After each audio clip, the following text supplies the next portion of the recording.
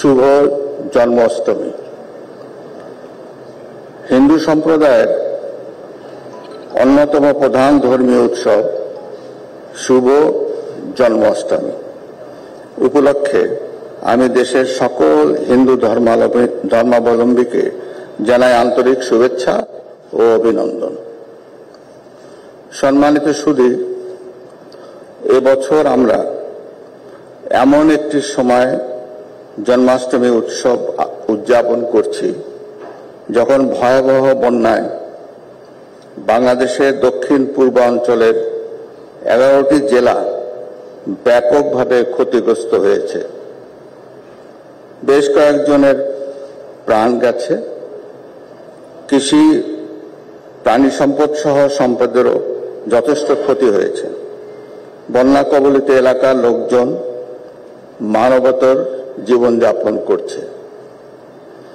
অসহায় এসব লোকদের নিরাপদ আশ্রয়ের পাশাপাশি জীবন ধারণের জন্য খাদ্য, পানি ও ঔষধ সহ বহুমুখী সহায়তা প্রয়োজন।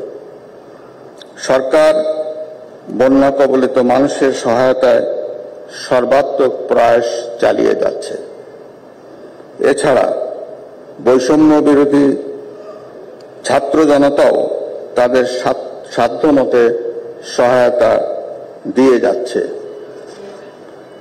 দেশের এই সংকটকালে বানভাসী মানুষের পাশে দাঁড়ানোর জন্য আমি দেশবাসীর প্রতি উদাত্ত আহ্বান জানাচ্ছি। আমি আশা করি পরোপকারের মহান ব্রত নিয়ে যারা যতটুকু সামর্থ্য আছে তা দিয়েই অসহায় ও দুস্থ মানুষের পাশে দাঁড়ানোর জন্য দলমত নির্বিশেষে সবাই এগিয়ে আসবেন। বাংলাদেশ সাম্প্রদায়িক সম্প্রীতির দেশ। সাম্প্রদায়িক সম্প্রীতি আমাদের সংস্কৃতির অনন্য বৈশিষ্ট্য। জাতীয় অগ্রগতি ও সমৃদ্ধি ত্বরান্বিত করতে সমাজে বিদ্যমান সম্প্রীতি ও পারস্পরিক সৌহার্দ্য অটুট রাখতে হবে। গণপ্রজাতন্ত্রী বাংলাদেশের সংবিধান সকল নাগরিকের সমান অধিকার নিশ্চয়তা দিচ্ছে। আমরা সবাই বাংলাদেশী। দেশকে এগিয়ে নিতে হলে ধর্ম বর্ণ নির্বিশেষে ভেদাভেদ ভুলে একসঙ্গে কাজ করতে হবে। সকল ধর্মের মূল বাণী হচ্ছে মানব কল্যাণ। ধর্মীয় মূল্যবোধকে দেশ ও জনকল্যাণে কাজে লাগাতে হবে।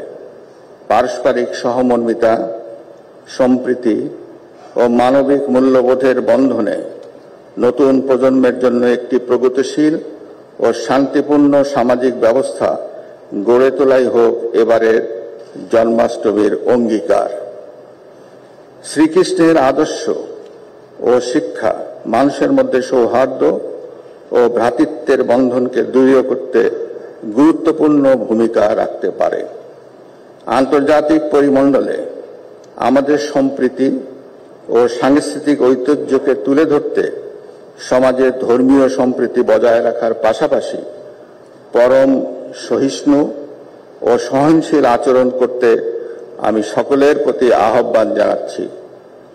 আসুন ধর্ম, বর্ণ ও দলমত নির্বিশেষে সবাই দেশকে এগিয়ে নিতে একযোগে কাজ করি।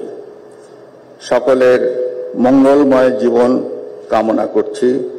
বাংলাদেশ চিরজীবী হোক।